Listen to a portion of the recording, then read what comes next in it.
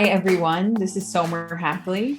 I am the CEO of Distinguished Search, a retained executive search firm. And this is my virtual library for our virtual book readings. And as you may know, I have a book coming out pretty soon. I wanted to do some readings from the book.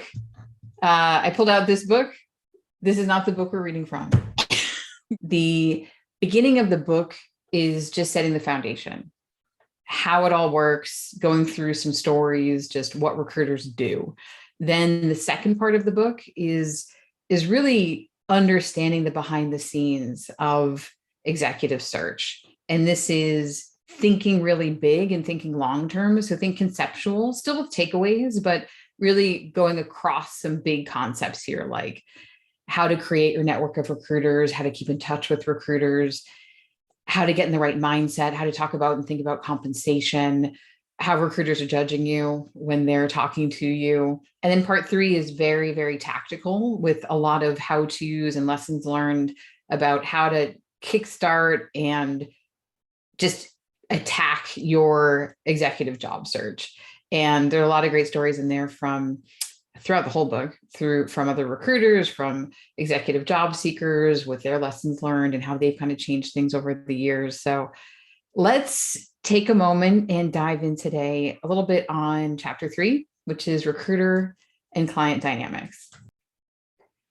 For the first decade of my career, whenever my boss approached me about a promotion, I said no.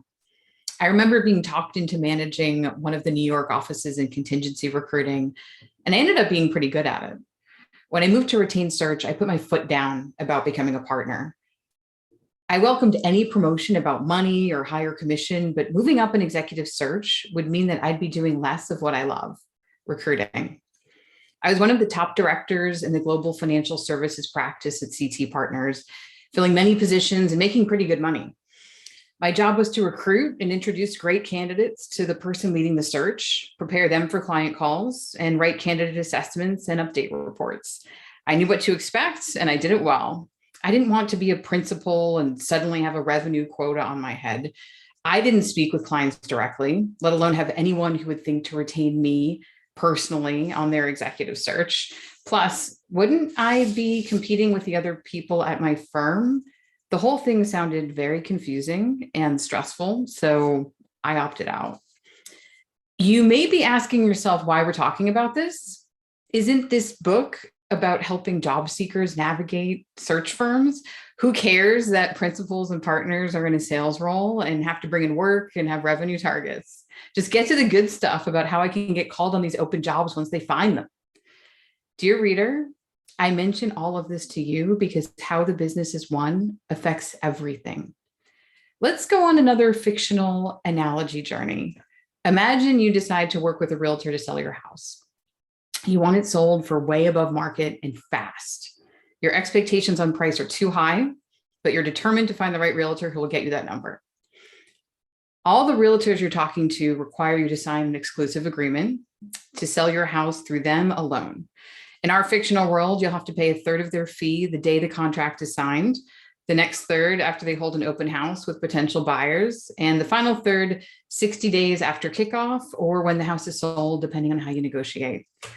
You narrow down your list to 3 realtors and you share your ideal selling price. All the realtors came recommended and they've all sold houses in the area. Here's how those meetings go. Realtor number 1 tells you not a problem at all. They will get you the price you want within your time frame. Realtor 2 takes you out to a fancy dinner and you have so much fun. Realtor 3 tells you that your price is unrealistic, shows you data explaining why, and recommends a different price and extends the time frame with a tailored marketing plan. You can probably imagine the differences in experiences you'd have depending on which realtor you end up going with. Now swap out realtor for recruiter and selling a house to hiring a candidate. Some dynamics are set up between recruiters and clients that you, as the job seeker, have no idea about. And these dynamics ultimately affect you. The strength of the relationship between the client and the recruiter will determine if the recruiter, and then I have a list of bullets here, can put a candidate forward who isn't a perfect fit on paper, gets timely, detailed feedback from the client, can push back on candidate feedback they disagree with, can recommend pivots in the search if a client has unreasonable expectations, and can help a candidate accelerate the process if they have another offer and prefers the position with this client. So I go on in this chapter to talk about all the behind the scenes between recruiters and clients and how ultimately all of these conversations affect the executive job seeker.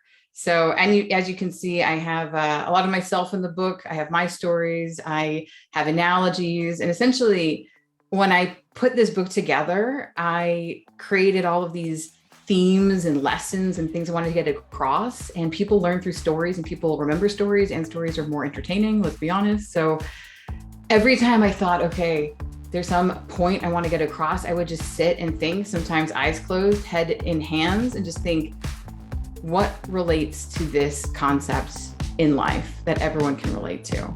So hope you enjoy it. There's more to the book, more to come, and stay tuned.